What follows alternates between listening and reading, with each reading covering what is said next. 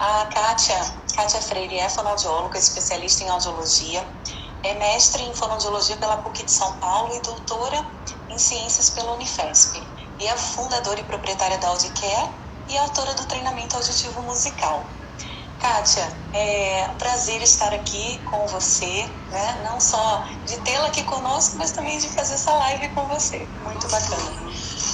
Kátia, conta pra gente como é que começou o seu interesse com treinamento auditivo musical, com música. Conta um pouquinho. Bom, enfim, Mônica, obrigada, adorei por receber a tua mensagem, o convite, especialmente para falar com você desse assunto que eu sou super apaixonada. Então, adorei, obrigada. É um prazer muito grande estar aqui também, falando com vocês, com você e com vocês todos aí.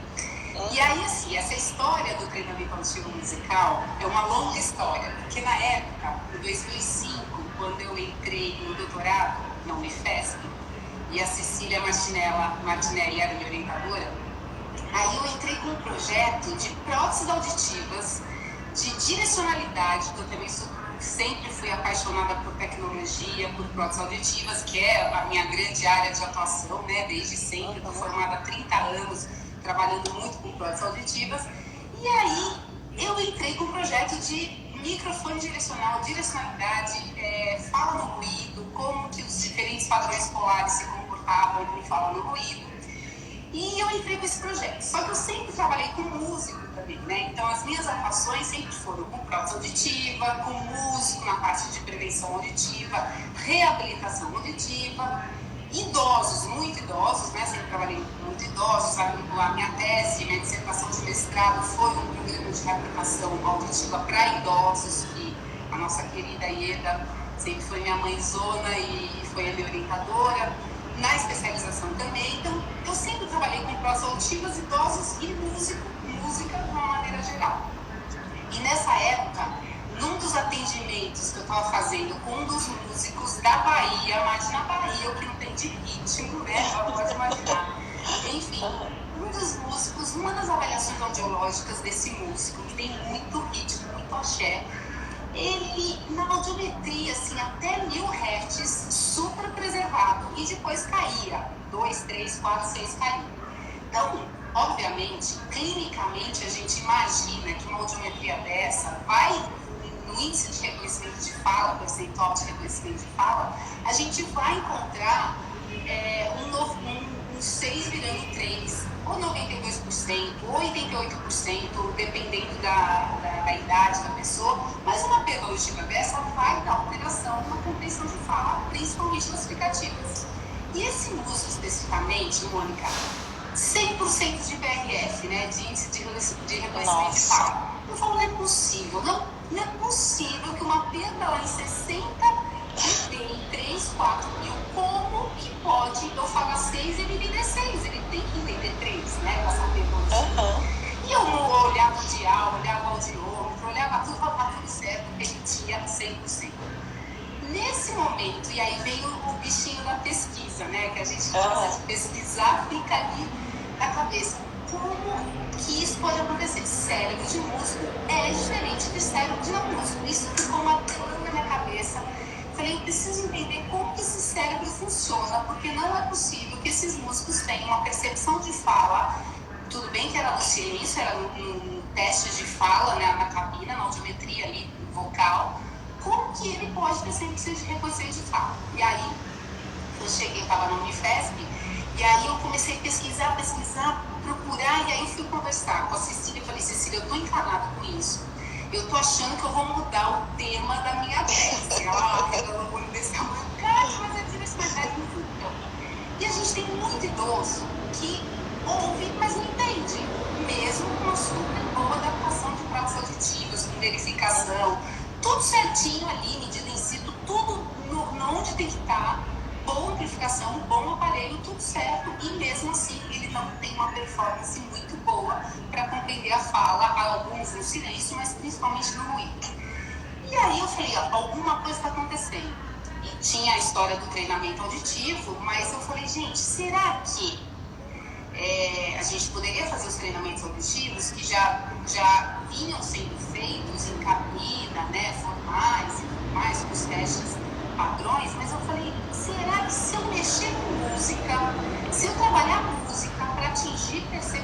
melhora de percepção de fala, eu vou conseguir o resultado? Falei, gente, eu devo estar fazendo uma miscelânea aqui, mas eu vou pesquisar sobre isso e vou atrás. E aí eu fui conversar, na época, com um neurologista, cientista, maestro, músico, um cara fantástico da Unifesp, que é o Mauro Muscati. E eu fui lá e falei, Mauro, é o seguinte, eu tô com uma ideia maluca aqui. Se eu trabalho... Era maluca nessa época, né? Já sempre fui meio maluquinha, assim, nunca... tem gente que fala que eu não bato muito bem, mas é bom. Eu falei, se eu trabalho com música, eu atingo percepção de fala, porque por muito tempo as pessoas acreditavam, Mônica, que a música estava no hemisfério direito, né? E a fala estava no hemisfério esquerdo. Então eram coisas separadas. E a gente começa a perceber que não é bem assim, as coisas não estão bem separadas, né? E aí eu falei, bom, se eu trabalhar com música para atingir percepção de fala, você acha que eu posso ter um bom resultado? Eu estou misturando coisas diferentes aqui? E ele falou, não, Kátia, é um trabalho ousado, ele não usou essa palavra, eu não esqueci. É um trabalho ousado, mas faz muito sentido. E aí eu ganhei de presente um monte de artigos de referências bibliográficas que ele me indicou, e uma delas era dele. Uma pesquisa que falava exatamente disso. Melodia, timbre e harmonia estavam no hemisfério direito, né? No hemisfério direito. E o ritmo no hemisfério esquerdo, na área de brocar, na área da fala. Mônica, olha que esse artigo caiu na minha mão, eu comecei a pesquisar, aí eu fui abrindo, né? A gente abre janelinhas assim, de pesquisa. Gente, então eu vou trabalhar música, mas eu vou desenvolver um treinamento que não vai ter nada de fala, não vai ter nada verbal. Eu pego não verbal, a música, para atingir melhoras de percepção de fala. Aí eu fui para a Cecília, falei essa ideia maluca, ela falou, Kátia, faz sentido, bora fazer, vamos fazer. E aí eu comecei a desenvolver esse treinamento auditivo musical lá em 2005, imagina, 2006. E na época eu também tinha uma clínica na Bahia, né? Eu ficava um pouco em São Paulo, um pouco na Bahia. A Gisele era a minha parceira lá na Bahia. Ela estava perguntando para ela, ela falava que a gente escreveu um livro na Bahia, parte Bahia. E aí eu comecei a desenvolver o treinamento auditivo musical, eu desenvolvi no estúdio lá do Asa de Águia, na Bahia, que eu ficava muito tempo lá, tanto em São Paulo como na Bahia, e eles abriram para eu fazer todas as gravações lá, né? Muito queridos, muito amigos, e me cederam para eu poder fazer a gravação lá. E inclusive, Mônica, na minha defesa de tese, e foi assim, era um desafio muito grande, porque eu precisava fazer todo o material, para daí depois eu conseguir fazer aplicação, coleta de dados, né, e tudo mais. Validação. E uma das perguntas que eu tive na banca, foi da Alda Borges na época, ela falou assim, Kátia, uma pergunta, o que você foi fazer na Bahia para fazer a pesquisa em São Paulo? Eu comentei em São Paulo, mas eu desenvolvi lá. Sei lá, do ritmo, tem que ter uma música. Sim. E aí, nessa época, Mônica, eu consegui juntar as minhas paixões, né? Que era a música, prótese auditiva, idoso, reabilitação, eu consegui juntar tudo e aí nasceu o treinamento auditivo musical que eu defendi a tese em 2009, né? Então foi assim que nasceu essa ideia maluca, mais uma. Na época era maluca, hoje em dia a gente sabe que não tem nada de maluca, pelo contrário, ela é muito efetiva, né? Kátia, e o treinamento auditivo musical é só para idoso ou para outras faixas etárias? Então, ele nasceu para idoso, porque eu pensei assim, Mônica, se der certo no cérebro de idoso, vai dar certo como cérebro envelhecido, vai dar certo em qualquer cérebro, né? E aí a gente conseguiu realmente resultados, né, significantes, deu certo, né, a aplicação do treinamento auditivo musical no idoso estava provado que a gente realmente conseguia uma melhora de fala do ouvido, melhora das habilidades auditivas. E aí hoje em dia a gente abriu, né, para todo mundo. A tese tinha que ser em idoso, porque tese, né, você tem que fazer tudo bem, bem controlado. Então hoje usuários de próteses, não só de próteses auditivas, mas também de implante coclear, crianças, adultos, idosos com audição normal ou audição alterada, pessoas com alteração do processamento auditivo central, pessoas que tenham dificuldade de aprendizagem, atenção, memória. A gente tem muito atores, por conta de gravar textos, né? Atores, estudantes de música, até músicos que querem aprimorar um pouco mais essa escuta, cantores que desafinam, isso é bem legal, cantores que desafinam, então a gente acaba fazendo treinamento musical para melhorar essa parte de desafinação, melhorar a percepção da voz, pessoas com dificuldade de aprendizado de línguas, né? Estudo inglês e não consigo nunca aprender. Estudo italiano, francês e nunca consigo. Então, pessoas que têm dificuldade realmente de línguas, até de tocar algum instrumento, aprender uma questão de instrumento, pessoas que estão querendo turbinar mesmo o cérebro para escutar melhor. Então, não é só para idosos, é um leque bastante grande, né, hoje em dia que a gente aplica. Sim, e esses resultados aparecem nos exames de imagem também? Assim, Mônica, por muito tempo, as pessoas não faziam ideia do quanto a música, ela realmente influenciava, né? Como que o cérebro lidava com tudo isso, como que a música permeava o cérebro. Então, hoje em dia a gente, graças aos exames de neuroimagem, né, de ressonância magnética funcional, inclusive no EIPA online eu apresentei resultados de ressonância, mas o fluxo sanguíneo, que é muito legal, né? Então você percebe que se você colocar um músico ou alguma pessoa fazendo alguma atividade num equipamento de ressonância magnética funcional que faça com o fluxo sanguíneo, você consegue ver áreas ativadas no cérebro. E aí você percebe que a música não ativa somente áreas musicais, né? Ela ativa o cérebro como um todo. Então, a música é realmente assim, é muito interessante, porque ela é uma forma de comunicação. Eu falo que ela é um milagre no cérebro, né, Mônica? Isso. Ela é realmente um milagre no cérebro. Ela prepara o cérebro para a aprendizagem, né? Então, é uma preparação, é uma forma de comunicação. Então, assim, além de você usar palavras, né, uma música cantada, você acaba usando melodia, ritmo, tudo isso para transferir significado, muita emoção. E aí você ativa córtex motor, cerebelo, você não ativa só o córtex auditivo, primário, secundário, terciário, você ativa o cérebro como um todo. Isso a gente consegue pegar nos exames de neuroimagem e mais recentemente a gente vê, assim, muitos exames eletrofisiológicos também dando resultados com a questão da música, né, com o treinamento musical. E esse treinamento auditivo, ele precisa ser contínuo, né? Assim, Mônica, precisa ser contínuo e uma vez que você identifica, porque treinamento auditivo, assim, para ele dar certo, você tem que, eu sempre brinco, né, que você tem 3, o pulo do gato. Até nas minhas aulas, quando eu dou aula de treinamento auditivo, eu ponho imagem de um gato, assim, com uma espada, que é pulo do gato mesmo. O pulo do gato é você, para dar certo no treinamento auditivo, e aí no treinamento auditivo musical, você precisa de desafio, muito desafio, repetição, intensidade, porque se o cérebro ele aprende com desafio e repetição e intensidade, se tá fácil, piora, que nem exercício em academia, para melhorar você precisa, né, desafiar.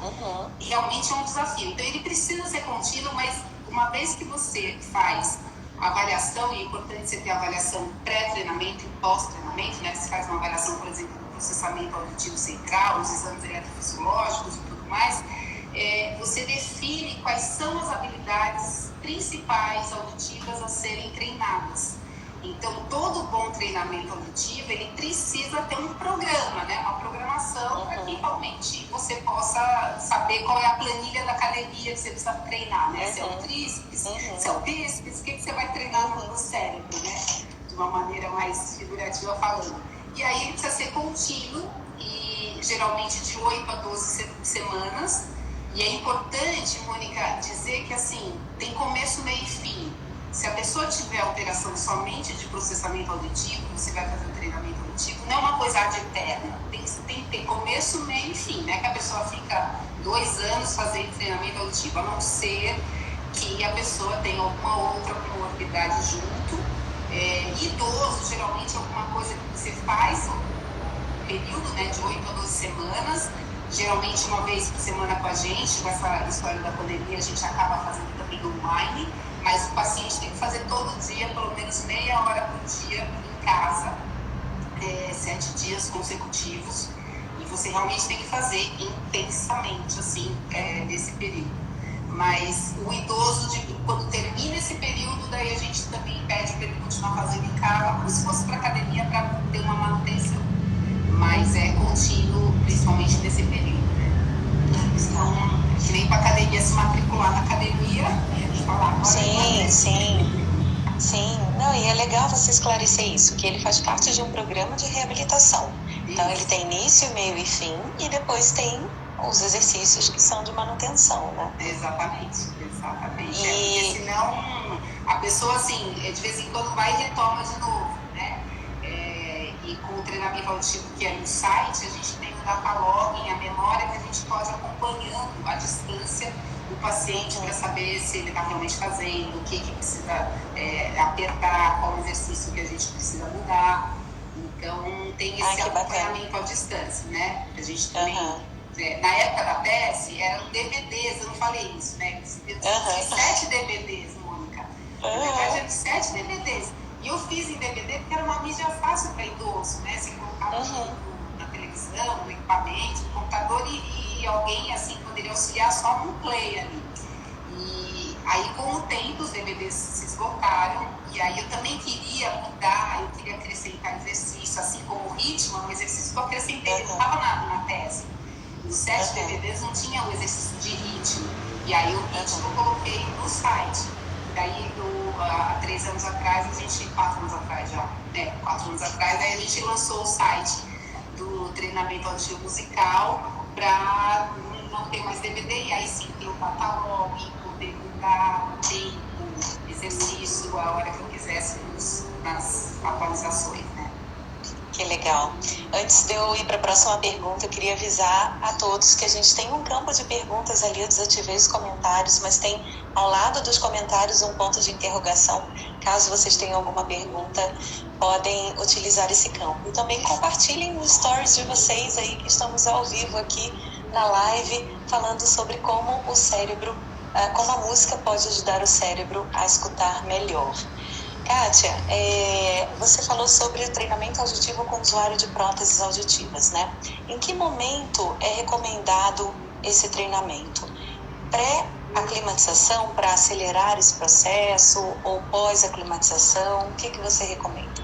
Então, assim, Mônica, é importante a gente também deixar claro que isso é uma questão que todo mundo fala assim, então põe prótese auditiva e sempre faz o treinamento auditivo.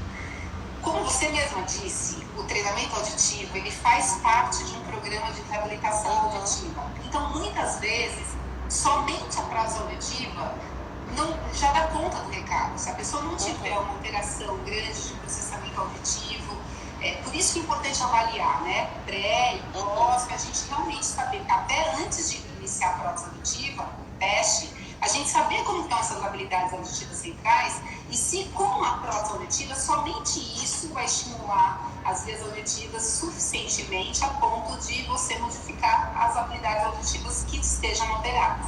Tem muita gente, dependendo da idade, ou se é uma perda auditiva que não está muito tempo em privação sensorial, somente a prótese auditiva dá resultado. Mas muitas pessoas, boa parte das pessoas não adapta aparelho auditivo logo no começo e acaba levando realmente a efeitos muito deletérios. A privação sensorial realmente acaba ficando por muito tempo e aí a pessoa acaba alterando habilidades auditivas centrais, altera o processamento auditivo, e aí não basta somente operar o joelho e colocar a prótese no joelho, você tem que ir para a fisioterapia, né? Então não basta somente você colocar a prótese auditiva e aí você vai ter que fazer realmente o treinamento auditivo.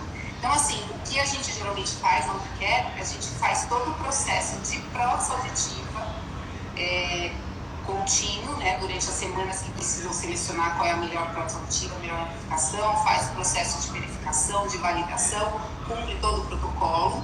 E aí, quando a gente fizer depois, fechar na parte de prótese auditiva, de adaptação, a gente vai, pelo menos depois de um mês, fazer uma avaliação de processamento auditivo. Se for um caso que a gente sabe que talvez só a prótese dê resultado, porque quem a gente já sabe que está com a prótese auditiva e só a prótese auditiva sozinha não vai dar resultado, porque o processamento está muito alterado, terminou a prótese auditiva, a gente já começa o treinamento auditivo.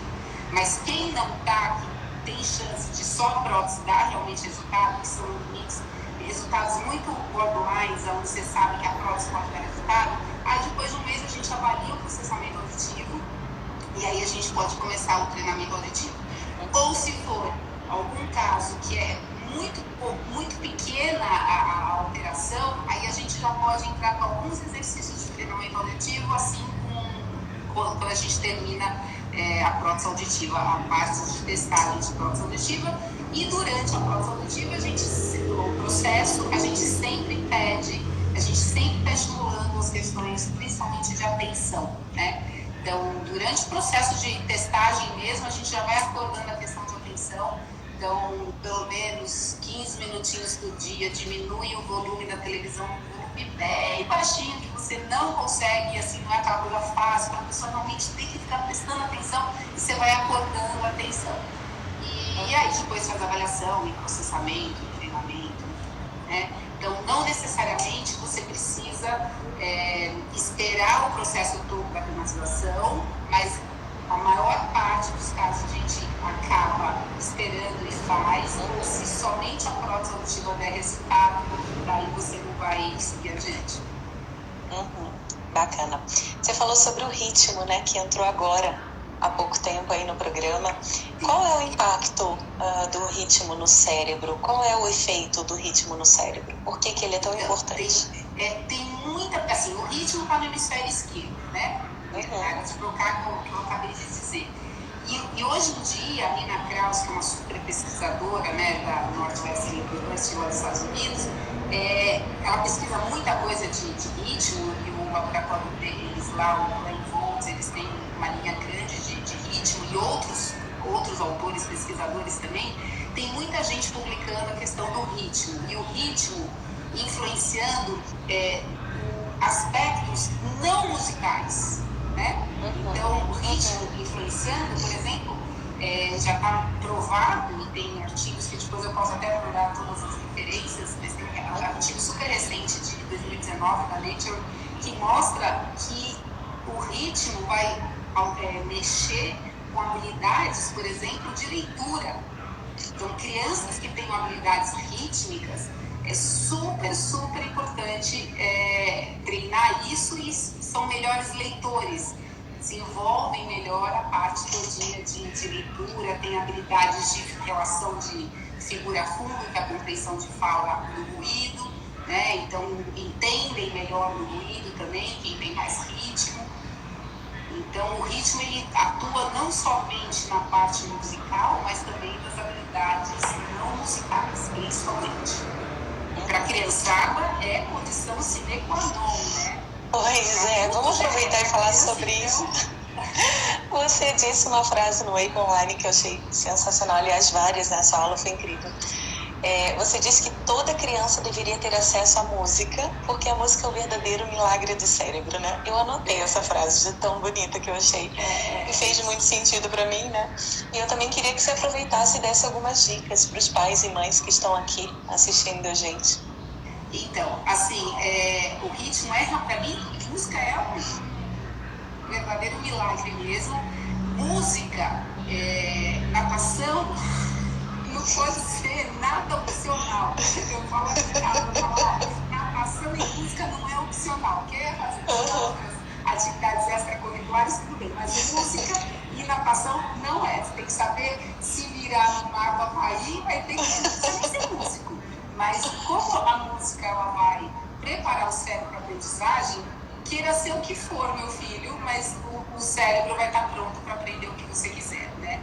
Então, assim, música com certeza, desde pequeno, para criançada, inicialização musical. Muitos pais, às vezes, colocam os filhos por uma questão assim, tem que colocar para aprender, vai tocar violão, tocar piano, mas se entender que a música é uma outra... É como se você colocar no inglês. Por que você força a criança com inglês se você não força a criança Tem uma escola na França, que é muito interessante, que diz, esses dias eu estava conversando com uma amiga que está morando na França e que tem filho pequeno, que eles chamam de trilingue. Olha, porque tem a música. É o francês, é o inglês e a terceira é a música. Nossa, que sensacional! Não é incrível? Ou seja, Adorei. uma língua. Eles entendem que a música é realmente um aprendizado de uma nova língua, que realmente vai preparar o cérebro para aprender. E isso a gente tem milhares de pesquisas mostrando, né, Mônica, assim, a melhora do reconhecimento de fala no ruído, de cérebros comparando músico e não músicos, idosos comparando idosos músicos e idosos não músicos. A música, quem tem muito contato com a música, e tem uma pesquisa de 2010 da Nina Kraus que fala isso muito bem, que se você tiver 3 vezes por semana de prática musical ou 10 anos de prática de música, você realmente ativa habilidades não auditivas. Então você ativa fala no ruído, atenção, linguagem, emissão vocal, memória, ou seja, não tem nada a ver com a audição, mas outras habilidades. Então, realmente, por essas pesquisas e todas, imagina, minha tese eu defendi em 2009, em 2010 me cai de presente esse artigo da Nina Kraus, falando sobre isso. Falei, tá vendo, eu não estava tão maluca assim, né, mesmo com ter defendido a tese, eu estava tão maluca assim. Então, tem muita gente no mundo falando isso, pesquisando sobre isso. Então, realmente, assim, a partir dessa base científica toda, né, pais coloquem filhos em inicialização musical ou em contato com a música. Se puder ser, por exemplo, bateria, pode ser qualquer instrumento, né? E a música sempre tem isso, né? Você tá na bateria, você tem o violão, você tem a atividade bi, né? Você tem bilateral o tempo todo, qualquer outro instrumento você vai estar sempre, mas a bateria, você trabalha o ritmo, você trabalha a transferência interhemisférica, né? Corpo caloso, tem pesquisas mostrando o quanto do corpo caloso tem uma modificação estrutural. Para quem não é da área aí, para não eu falar de corpo caloso, essas questões, corpo caloso é a ponte que liga o hemisfério direito com o hemisfério esquerdo. Então é a nossa conexão aqui, né? Para fazer essa transferência interhemisférica, para transitar esse tráfego todo de informações. Então, pais, coloquem seus filhos, não só na natação, mas mas também na música, que é realmente assim, é um milagre no cérebro. E nos idosos, Mônica, isso é uma coisa legal de falar. Durante a parte de adaptação de provas auditivas, treinamento auditivo, eu sempre peço para o idoso que puder entrar numa aula de música. Eu tenho até algumas escolas de música parceiras, assim, que estão no bairro e tudo mais, vão fazer aula de música. E piano, teclado, piano pro idoso, a nota está pronta, né? O violão, você tem que construir a nota, dói mais, o dedo, tem que calejar, e é mais difícil. Mas o piano, a nota já está mais pronta. Então, para o idoso, para trabalhar a transferência interhemisférica, é muito legal. E a nota está mais pronta. Então, música é tudo de bom, é tudo de bom. Que legal. E você aconselha que também escute música em casa? Bom, música é tudo de bom, né? Então, escutar ativa emoção, pensamentos, inspiração, escutem. Mas, assim, tem uma coisa interessante, me fez lembrar uma pergunta que você fez agora, me fez lembrar isso.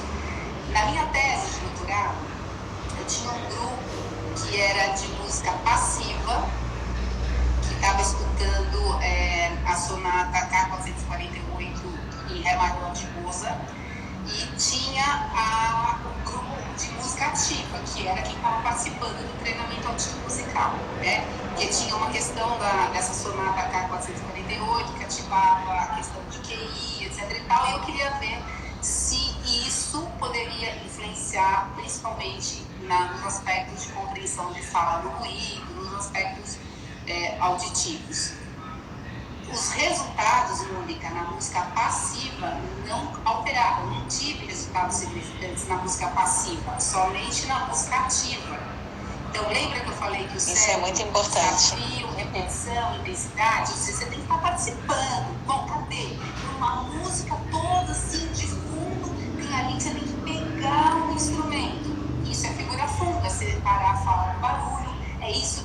faz para compreender a fala do ruído. É um maestro, né? A gente tem que ser um maestro. O maestro, ele pega a orquestra inteira e ele separa em partes. E aí ele puxa o que ele quer. Fala, ali está desafinado, aqui mais, aqui menos. É o que a gente faz para compreender a fala do ruído. Então, isso é muito importante, né? Porque senão as pessoas começam a falar só escutar música passivamente, legal, produção, tá tudo certo, e tem que ter música na vida inteira, o dia inteiro. Mas, como treinamento de alguma coisa voltada, pelo menos para as habilidades auditivas, cientificamente, eu não consegui na minha tese comprovar que essa sonata daria alteração nas habilidades auditivas, né? Então, nem sempre somente ouvir música vai alterar a habilidade auditiva. E daí você tem que ter alguma coisa mais ativa. Mas ouvir música, tudo de bom, o tempo todo. Melhora o humor, diminui o estresse. Muito, muito bom, né? É muito bom. Você relaxa, né? Mas é bacana você falar sobre isso. Sim, a gente lembra, né, de momentos bons, normalmente, né? Mas é bacana você falar sobre isso, porque quando a gente fala que a música ajuda o cérebro a escutar melhor, pode ser que a pessoa pense, então eu vou passar a escutar música o dia inteiro, né? E a partir daí eu vou ter meu cérebro já turbinado. Então não é bem por aí, né? Precisa realmente de uma orientação, porque habilidades precisam ser treinadas durante o processo ativo de escuta. Sim, isso. Perfeito, Mônica. O processo ativo de escuta.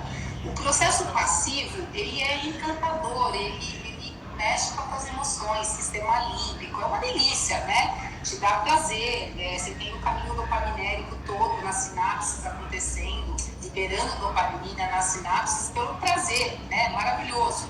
Música ativa córtex motor cerebelo, que faz você escutar uma música e você não conseguir parar, você fica ali batendo palma, o meu pé, porque é córtex motor e cerebelo sendo ativado com uma música, né? E que te dá prazer, enfim. Então, essas coisas, sim, mas daí ativar a habilidade auditiva, já a gente tem que tomar um certo cuidado.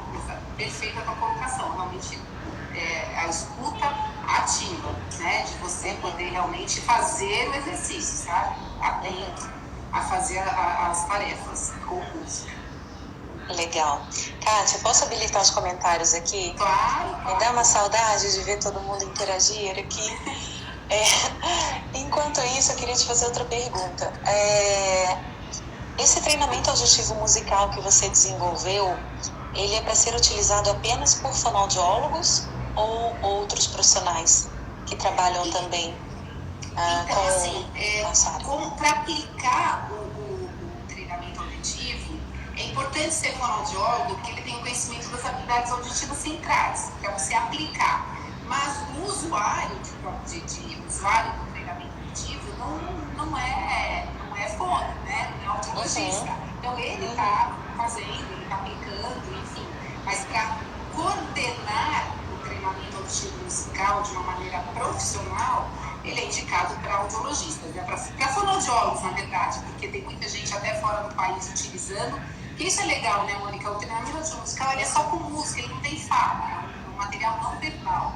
Sendo não verbal, ele pode ser aplicado em qualquer música. E ele também está no inglês nas orientações, né? Ele também está em inglês. A música é uma só, mas ele está em inglês. Então, as orientações podem ser lidas em inglês, mas acho que assim, é importante a gente saber que se você tem um começo, meio e fim, um pré e um pós, quem vai fazer essa avaliação é o fonoaudiólogo, né, o audiologista. Mesmo fora do país, existem os terapeutas da fala que não fazem avaliação de processamento auditivo. Quem faz é o audiologista, né? E no Brasil também, né? O fonoaudiólogo especializado em audiologia que vai fazer o processamento auditivo, ver qual é a habilidade alterada e aí sim aplicar. E aí você aplica melhor, você aplica com mais intensidade. Mas, por exemplo, a pessoa está em casa fazendo exercício e tem uma pessoa ajudando, essa pessoa está ajudando, ela não está aplicando de uma maneira profissional, né? Então, o fonoaudiólogo está ajudando. Sim, mas ele está fazendo o exercício. É para fonoaudiólogo, né? Isso é importante, né? É o audiologista. Sim. Mas qualquer um pode fazer, Tá, legal. Tem algumas perguntas aqui. Adoro ver esses coraçõezinhos subindo. Ai, pois é, também. Cadê os coraçõezinhos, gente? Vamos lá. Qual é a relação dos neurônios espelho na escuta passiva da música? Então, a escuta passiva, vamos separar essas coisas. Assim, a gente tem a escuta passiva, a gente tem a escuta ativa. Para você poder fazer habilidade auditiva, você pode ter uma influência nos neurônios do espelho, mas para habilidade auditiva tem que ser ativa. A passiva não dá muito resultado. Tá? Então, assim, é importante a gente separar para que é, né? Para qual finalidade você está precisando disso. Porque senão daí todo mundo fica, então, os neurônios espelhos, então vamos fazer o passivo. E aí não é. A gente tem o espelhamento, mas não para atingir a habilidade auditiva, tá? Que é o nosso foco principal. Já viu quanto coraçãozinho tá subindo agora? Deixa eu ver. Muitos. Tem outra pergunta da Ana Rosa. Mas o terapeuta da fala faz também, tá? O fonoaudiólogo, o terapeuta da fala aplica também o treinamento auditivo. A avaliação e processamento é o audiologista, mas o treinamento, o fonoaudiólogo de voz, o fonoaudiólogo de terapia pode aplicar, não tem problema. Tá? Ah, legal você falar isso. Você sabe que nós fizemos uma live com a Silvana Frota sobre processamento auditivo e nós tivemos muitos profissionais que trabalham com voz na live assistindo, né? Porque tem uma interface muito grande, né? Não, eu tenho, assim, muitos parceiros da voz. A voz, assim, nossa, eu dou aula em lugares com voz, o pessoal do SEB me chama para dar aula com a questão de voz, assim, por conta da audição, a relação da audição com voz. Então, tem vários fonoaudiólogos que a gente faz sempre uma junção. E aí a fonoaudiologia na essência, né? A voz, a audição. É muito legal. É verdade. Ana Rosa está perguntando, crianças com TDAH também se privilegiam muito com o treinamento auditivo musical? Ana Rosa bonitinha, um beijo, querida.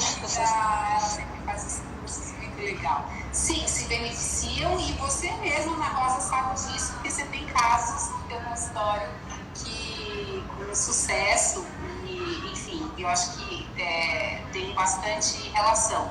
Mas assim, de novo, é um conjunto, ainda mais TDAH, né? Enfim, estudos generalizados, não só do processamento auditivo, porque quando você tem processamento auditivo central puro, o treinamento vai atuar naquilo que eu te falei, começo, meio e fim, de 8 a 12 semanas. Quando você tem outras questões associadas, aí vai ajudar, mas você vai ter que fazer outras intervenções também. Mas ajuda sim.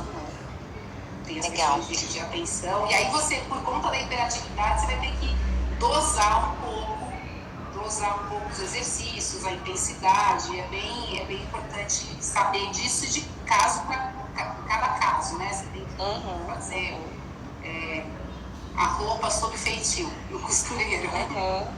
E a importância do pai, da mãe, né, do acompanhante também nesse momento, né, que são eles que vão fazer toda essa orientação. É um trabalho em conjunto.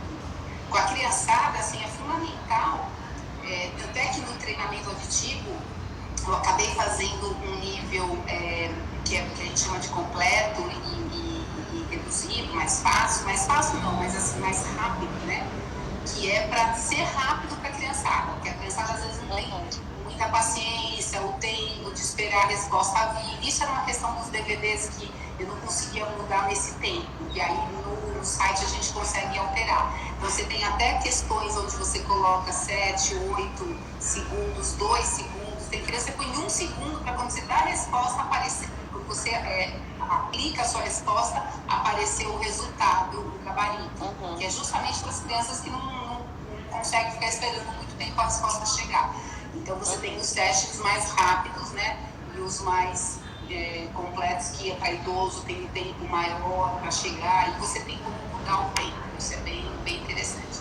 E falando em criança, Mônica, lembrar de uma coisa, o fator recompensa, ele está em todos os treinamentos auditivos, né? Isso é importante, porque a gente fica feliz quando a gente acerta, e assim o cérebro, ele precisa de um sistema de recompensa. Então, Quando a criança acerta, principalmente a criança, o adulto ele gosta também, isso vai aparecer para o adulto também, mas sempre que ele completa e acerta a resposta, aí tem os foguinhos, né?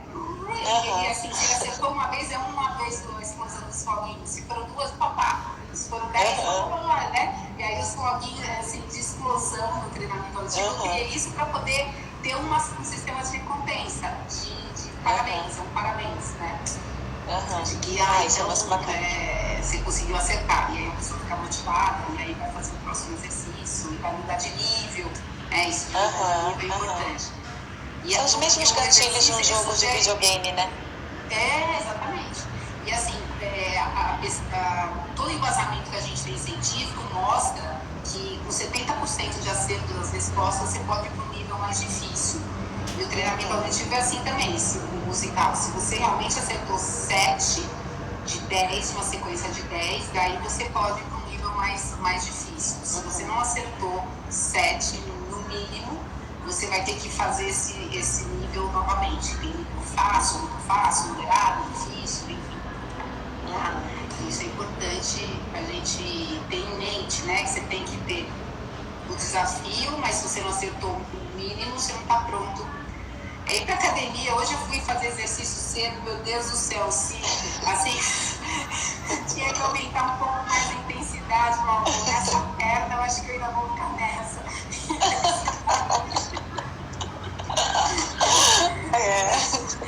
Às vezes a gente sabe onde o calo aperta. Você só vai apertar a hora que você sentir que tá fácil, né? Tá fácil, você aperta. Se não tá fácil, nem tem. É verdade. Kátia, a Regina está perguntando como é que pode ter acesso a esse treinamento, se você dá algum curso. Então, tem o site que é o treinamentoauditivomusical.com.br, está o treinamento lá.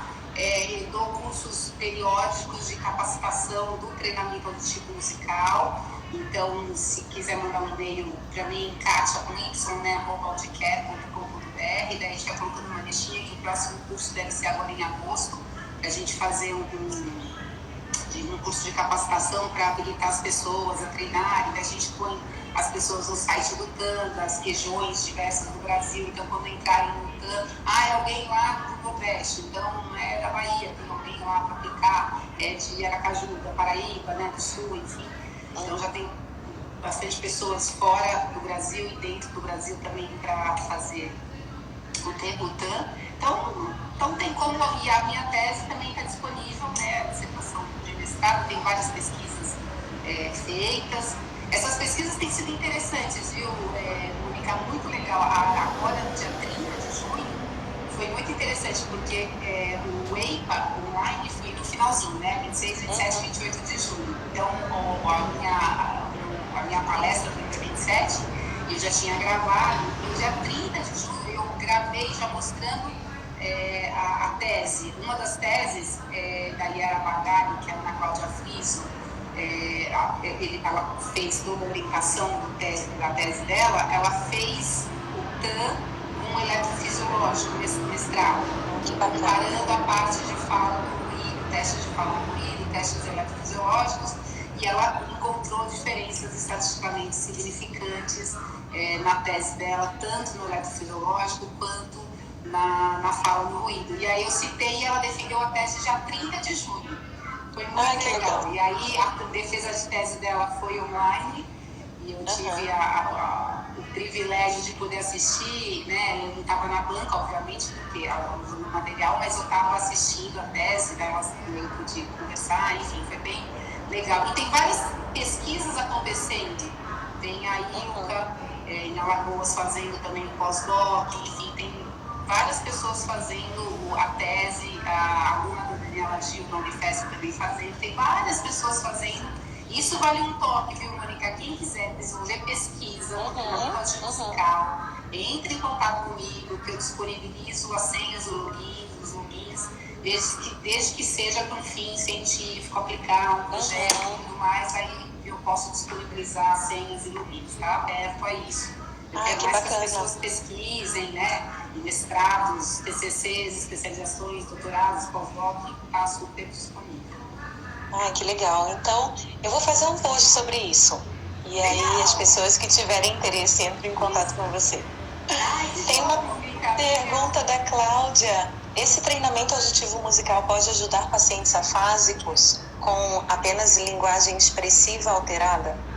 Olha, super interessante, Cláudia. Eu não tive nenhum paciente afásico que aplicou o treinamento auditivo musical. Então, a gente teria que ver como que está, qual a extensão dessa afasia, como que está na parte das habilidades auditivas desse paciente afásico, afasia de expressão, afasia de recepção, né? Qual que é o tipo de afasia, de trocar, enfim, tem que ver, mas sempre vai, eu acho que é estimulação, mas eu acho que é importante a gente avaliar primeiro e saber se é o caso do treinamento auditivo. Mas a afasia, assim, a música ajuda muito, né? Vamos partir do princípio que a música sempre ajuda, tem toda uma parte de reorganização cortical que a música auxilia demais, né? Na parte da reorganização, da reabilitação. Partindo desse princípio, talvez não todas as habilidades do TAM, né, do treinamento auditivo musical, possam ser aplicadas, mas eu super indicaria, pelo menos, a tentar. Parte de ritmo, aí tem que ver se tem uma paralisia de um lado, enfim, tem que ver qual é o caso da afasia, mas com certeza eu acredito que tem algum benefício sim. Você falou do ritmo, eu lembrei Tem alguma pesquisa com disfluência? Então, não tem. Mas é legal, né? Você falou em ritmo, agora... Você quer ir para disfluência? Você quer atender a gagueira? Você pode pegar o tanque e aplicar. Eu imagino, mas eu acho que é bacana, né? Tem bastante pesquisa que pode ser feita, né? Não, inclusive, Mônica, foi interessante você falar isso, porque, por exemplo, o ritmo na música, né, ele ajuda muito. A música é fundamental, né? O ritmo tem tudo a ver, mas o ritmo na fala, o ritmo na música vai dar o tempo. O ritmo na fala, ele vai coordenar a parte fonológica, de sílabas, de palavras, de sentenças, dando um fluxo contínuo na fala. Quem tem mais ritmo tem um fluxo melhor contínuo na fala. Então, por essa base científica, isso foi uma pesquisa também na Krauss também, a gente pode falar que pode ter um resultado bom na disfluência. Não tenho pesquisa científica disso, não li nada a respeito, mas me faz sentido, ouvindo essa pergunta, me faz sentido fazer algum trabalho nesse sentido. O pessoal da linguagem, da disfluência, se quiser aplicar o TAM em disfluência, pode aplicar. Bacana, mais uma ferramenta, né? Eu acho que faz sentido, sim. A Marinete perguntou, Marinete, eu não tenho certeza se eu entendi essa pergunta. Se faz diferença o tipo de instrumento tocado e o sexo do paciente? O gênero feminino ou masculino não tem nenhuma pesquisa mostrando que faça diferença, tá? Não tem nenhuma pesquisa mostrando. Talvez ele esteja falando isso por conta do cérebro avantajado das mulheres, né? Tô brincando. Mas, não, na verdade, assim, por exemplo, eu selecionei instrumentos, né? Piano, flauta, vibrafone, que é o xilofone, né? Enfim, violão, são instrumentos que também abrangeram uma faixa de frequência muito primordial da fala também, né? Porque essa foi o princípio inicial e pus uma música de fundo, todos esses instrumentos musicais, uma música de fundo. Mas o instrumento em si não vai fazer diferença. O que vai fazer diferença é que o instrumento pode ser mais fácil ou mais difícil de pegar. Então a flauta ela é bem fina, a Cris que trabalha comigo, ela fala que a flauta é a exibida, né? Ela grita mais, assim. Enfim, então assim, tem instrumentos mais fáceis, mas o que é importante é a habilidade, por exemplo, de fundo, você pescar a flauta no meio de uma música de fundo. E aí o que vai acontecer é a diferença de níveis de intensidade. Então, nível fácil, muito fácil, ele está com uma relação sinal-ruído positivo, ou seja, o instrumento está muito acima do que a música de fundo, que é o caso de uma relação Na fala, a fala está muito acima do que o ruído de fundo. Conforme vai dificultando e a pessoa vai ficando boa, a ideia é a gente ir pelo menos no nível moderado. Então, o nível de fala e ruído estão na mesma intensidade, né? Que a gente fala na relação sinal-lentes MPB. Estou só dando uma explicada para quem não é da nossa área. Mas na música, onde o instrumento e a música de fundo estão na mesma intensidade. Então, minimamente, a gente quer que os instrumentos, que os pacientes consigam detectar instrumento e música de fundo na mesma intensidade. Mas o desafio é a gente baixar, né? A pessoa conseguir detectar, puxar o instrumento no meio de uma música de fundo, a música de fundo estando mais alta do instrumento. Então, aí mora o desafio. E não o instrumento que vai fazer a diferença. Sim. Então, o principal é o ativo